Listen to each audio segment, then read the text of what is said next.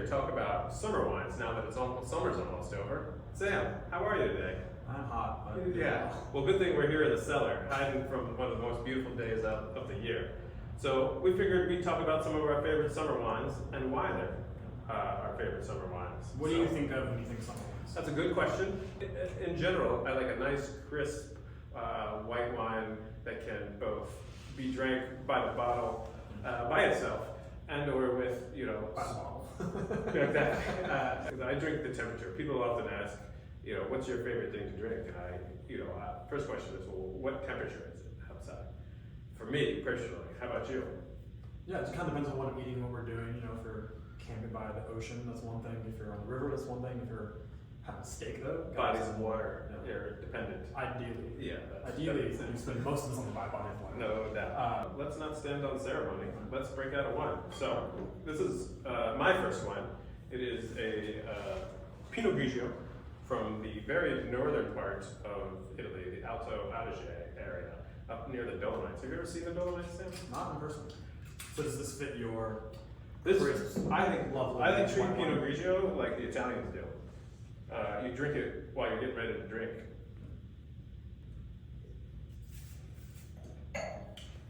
Very bright, minerally. This part of Italy is riddled with limestone, a lot of rocks, very fresh and crisp. To me, the ideal summer wine, you take a sip, and the only thing you can think of Nice. is taking a nice Yeah. sip, right? And I think this does that in spades, Absolutely. right? A lot of ass in the back, just Mhm. it makes you thirsty. Good. I like a little summer excitement. Who doesn't? What body of water would you drink this next to? Probably any of them. Any of them? Yeah. Just more of a catch-all. Yeah. Right, fair. Like Italian coast would be nice. Mhm.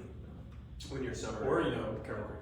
So. Either way, we may be closer to one of them, we won't say which. Quite delicious. So what's next for you? So that's Italian. There you go. So my first wine that I chose, also we're staying in Italy, Okay. also near the coast.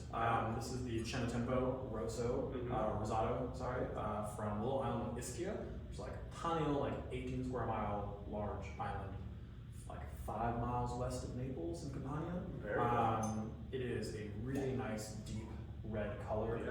for rosé. So this is Aglianico, which is one of the kind of big central and southern Italian grapes. Makes a lot of really nice tannic, big, juicy reds, kind of the southern Italy's answer to like Nebbiolo, Barolo, and Barbaresco. Right. But it also uses a native grape called Parapaluma, which is Italian for pigeon's foot, because apparently it's the color of like a red. Those pigeon's Italians, foot. they're wacky, aren't they? They are. Holy smokes. I think there's like 3,000 different grapes in Italy Something, yeah. It's in the 4 or 5 digits. It's crazy. that are only grown in Italy. I think this is tremendous wine. And like with rosés, a lot of them can go on the sweeter side, but this stays, it's rich and it's full, so you could have it with like rosé and steak. Yeah, this would be a great. Burger with bacon jam on it. That anything coming off the grill is going to be outstanding. Plus, with wine pairing, one of my favorite things or favorite ways to go about it is Right. the grows together, goes together sort of Ah, philosophy. sure. So if you're having a wine that is grown on a small volcanic island, anything seafood is really good with this. So if you have like a red fish or a richer Right. fish dish, this Yeah. goes really well with that. It's like Jurassic Park. Yeah. Almost one.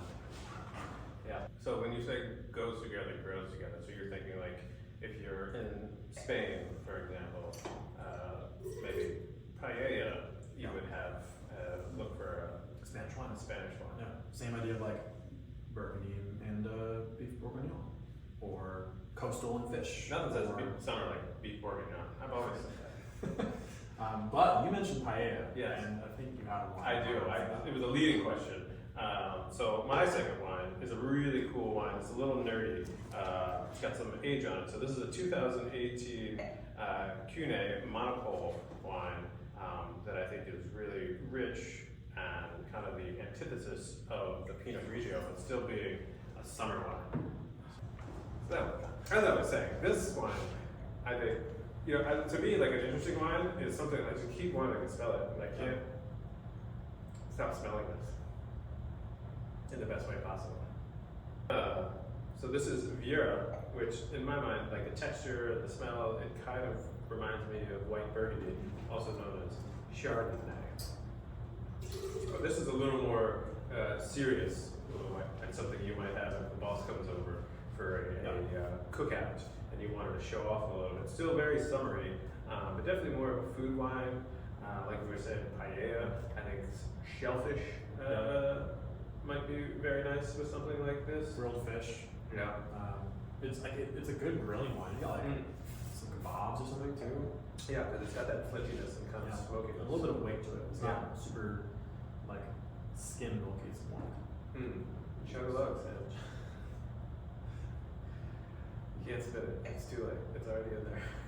Plug your nose. Sam's drunk. You're such a bad influence. That's what summer You don't is even for. have a spin cup. No, I don't. I kick it over on the way in.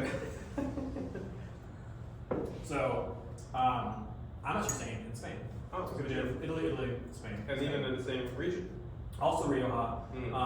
This is going to be a predominantly Tempranillo wine from Viña Real, classic producer. So was Cune. They're super classic. This is old school Rioja, not new school stuff.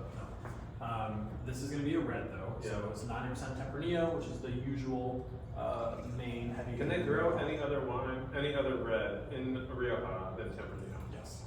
This actually has 3 other grapes in it. It has Garnacha, it has something else, and something else.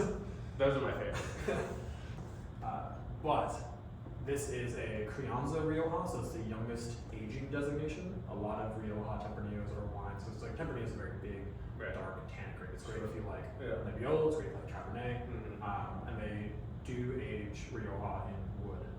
They use a lot of American oak, which is more common in California than in France or Italy. So you get some of that kind of dill and coconut, kind of the brighter spices. But you get different flavors based on where the oak comes from. Yes. Right, if I'm not mistaken. French and European oak goes more cinnamon and vanilla. American oak goes a little bit like tangier coconut dill. Or what are your thoughts on temperature? Especially for red wine in the summer. So I actually think having a little bit of chill on a red wine is freaking delicious. Right. Especially if it's a lighter wine. This is about as bold of a wine as I put a chill on. Right. Because if you chill a wine that's a little heavier or richer, what's the downside? You just don't have as much of that richness coming out. Right. It kind of mutes a lot of the smells and mutes a lot of the character that's in I that feel like wine. it accentuates the tannins sometimes, which is not what you want for the summer. Avoid the tannins. We're gonna make t-shirts for the summer. This like get that kind of like raspberry cherry skin to it, but it's tart. Can you tell the difference between grape and barrel tannins? I think so. I think you can. You just gotta drink more wine. Yeah. Do your due diligence. That's what it's all about like. How do you learn about studying wine? You gotta dedicate yourself to the craft of drinking wine. But this is kind of wine, like if you're gonna have a juicy burger, if you're gonna have a steak, you're gonna grill, this is a great grilling sort of wine. Again, barbecue or anything kind of. It's not gonna weight you down. It's not super high alcohol. But I think it's delicious. It's You're not wrong. got some character. It's tart. It has a little bit of chill on it. We have also also proper nice. temperature. Like probably around in the low 60s, I would say. So one trick I like to do is put all the wine, if you're having people over and it's summertime, I put all the red wines in the fridge for a little bit, maybe an hour, and then take them out an hour before people come, and then you don't have to worry about it. I think that's a really nice way to serve them. Yeah. Pull them out right as you're starting to fire up the grill while you're drinking a Pinot Grigio. Pull the reds out. As soon as the Pinot Grigio goes in the mess, pull the red wines out of the fridge. Yeah. All right, so now we have this is my fast food of wine. This is a Moscato, I think. Moscato is sometimes much maligned. Do a little rinse. Yeah, sure, let's do a little rinse this time. Because people poo-poo it, but it is an outstanding dessert wine for the summer. And I think dessert wines get short shrift, and I think this is a good reason to introduce people to dessert wine. It's 5.5% alcohol. Crushable. Yeah, you drink a whole bottle of this, you'll know about it in the morning, but you won't be too drunk that night. It's the sugars that'll get It's you. one of the worst of Yeah. You won't know you're drunk when you're feeling the morning. That's bad news all the way around. But I think this on a summer evening after a delicious meal, and maybe a little some fresh fruit, strawberries specifically. Like you were saying, dessert wine gets a bad rap sometimes. Well, I think it just doesn't get the love that it should. And like this is a wonderful dessert wine. You know, maybe grill a pineapple if you want to get crazy. But it's nice because like it's not, if you're gonna have a dessert wine, a lot of them can be fortified, a little fuller, richer, higher alcohol. This is lower alcohol, freshening a little bit of kind of effervescence to it. It's not super sparkling, but it's just like Presente, I believe the Italians call it. And then you go get a second bottle. Yeah, well, you gotta show up with two. If there's more than two people at the party, you better come with 2 bottles of Moscato. Those are like a bottle per a bottle for every 2. That's right. Yeah. Right.